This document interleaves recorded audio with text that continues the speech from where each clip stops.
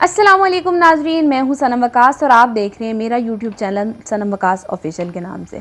ناظرین، انتہائی افسوسناک واقعہ پیش آیا مظفر گڑھ میں، اور ایسا واقعہ ہے کہ سن کر آپ کی روح کانپ جائے گی۔ پاکستان میں چائلڈ ہریسمنٹ تو بہت زیادہ ہو چکی ہے۔ اس وقت نہ تو ہمارے بچے سکولز میں محفوظ ہیں، نہ ہی ہمارے بچے گھروں میں محفوظ ہیں، اور نہ ہی مدرسوں میں محفوظ ہیں۔ اب وہ وقت آ گیا ہے کہ ایک بچے کو گھر سے باہر نکلنے سے پہلے ماں اپنے 2 3 4 سال کے بچے کو یہ سکھانا شروع کر دے کہ بیٹا یہ باہر بھیڑیے ہیں، یہ انسان نہیں ہیں، یہ حیوان ہے، کوئی بھی تمہاری عزت پر، تمہاری جان پر حملہ کر سکتا ہے۔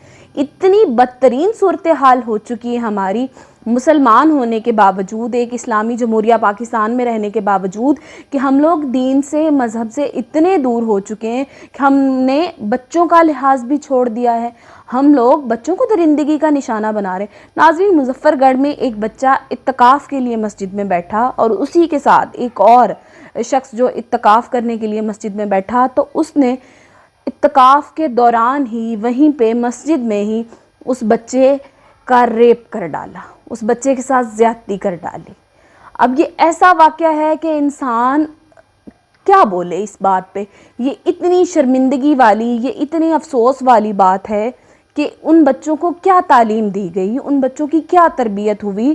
شیطان ان پہ اتنا حاوی ہو گیا کہ سب سے پاک جگہ جہاں پہ ہم لوگ اپنے رب سے جڑتے ہیں جا کر، جہاں پہ سب سے زیادہ ایمان کی مضبوطی ہوتی ہے، اور اتنا نیک مہینہ، اور یہ کیا ہو گیا؟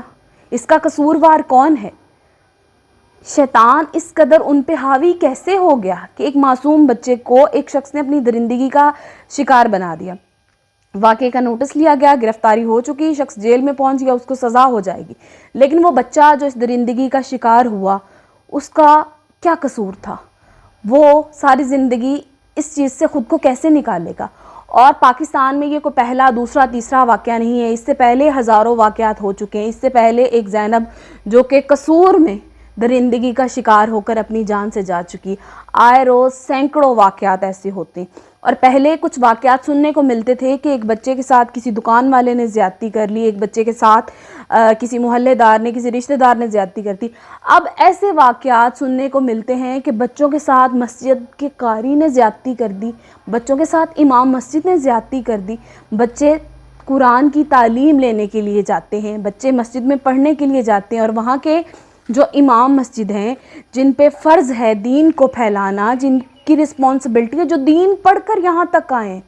ناظرین، جب دین والوں کا، دین پڑھ کے آنے والوں کا یہ حال ہے، تو ایک جاہل کا پھر کیا حال ہوگا؟ کیا ذمہ داری نبھا رہے ہیں یہ لوگ جو عالم دین ہیں، جن کا دین سے گہرا تعلق ہے، جن کو پتہ نہیں ہے کہ اس جرم کی کیا سزا ہوگی؟ یہ کوئی دوسرا، تیسرا، چوتھا، پانچواں واقعہ نہیں ہے، ایسے ہزاروں، سینکڑوں واقعات ہو چکے ہیں۔ ایسے واقعات کرنے والوں کے ساتھ، خاص کر وہ لوگ جو دین سے جڑے ہوئے ہوتے ہیں، جو امام مسجد ہوتے ہیں، ہر ایک پہ سزا لازم ہے کہ کسی بھی بچے سے اس کا بچپن چھیننا، اس کی معصومیت چھیننے کا حق کسی کو نہیں ہے۔ کسی کو بھی حق نہیں ہے کہ کوئی ایک معصوم جس کو پتہ بھی نہیں کہ اس کے ساتھ کیا ہونے جا رہا ہے، اس پہ یہ ظلم ڈھا دو۔ اس کی بڑی وجہ یہ بھی ہے کہ پاکستان میں اس وقت نکاح کو اہمیت دینا کم کر دی۔ ہم اپنے بچوں کی شادیاں لیٹ کرتے ہیں، جس کی وجہ سے ہمارے بچے گناہ میں مبتلا ہو جاتے ہیں اور اس طرح کی چیزیں کرتے ہیں۔ لیکن اس کے بعد ایک بڑی وجہ یہ بھی ہے کہ ہمارے ہاں تعلیم اور شعور کی بھی بڑی کمی ہے۔ ہمارے ہاں ماں باپ بچوں کو اچھا کپڑا، اچھا جوتا، ان کے آسائشیں اور ان کے لیے بینک بیلنس جمع کرنے میں بڑے مصروف ہیں، لیکن ان کو سکھانا کیا ہے، ان کی تعلیم کیسے کرنی ہے، ان کی ذہنی حالت کو کیسے بہتر کرنا ہے، اس پہ کوئی توجہ نہیں ہے۔ والدین کا یہ فرض بنتا ہے کہ سب سے پہلے، چاہے کچھ بچے یا نہ بچے، لیکن اپنے بچوں کی ذہنی تربیت کریں، انہیں حلال اور حرام کی تمیز سکھائیں۔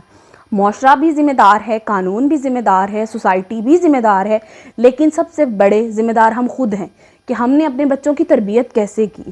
دوسرے تیسرے شخص پہ ہم لوگ بات اٹھاتے ہیں کہ وہ فلاں کا بچہ ایسا نکلا، وہ فلاں کا بچہ ایسا نکلا، لیکن وہی غلطی یا گناہ جب ہمارا بچہ کرتا ہے تو ہم اسے چھپانے کی کوشش کرتے ہیں۔ کیوں؟ سارے جرم ناقابل معافی ہیں، کوئی بھی جرم ہے تو اس کی سزا ہونی چاہیے، لیکن ایسے جرم جو کہ معصوم بچوں کی زندگی کی تباہی کی وجہ بنتے ہیں، جو کہ پورا کل کھا جاتے ہیں کسی معصوم بچی کا، کسی معصوم بچے کا، جو لوگ کسی معصوم کو درندگی کا شکار بناتے ہیں ان کی سخت سے سخت سزا ہونی چاہیے۔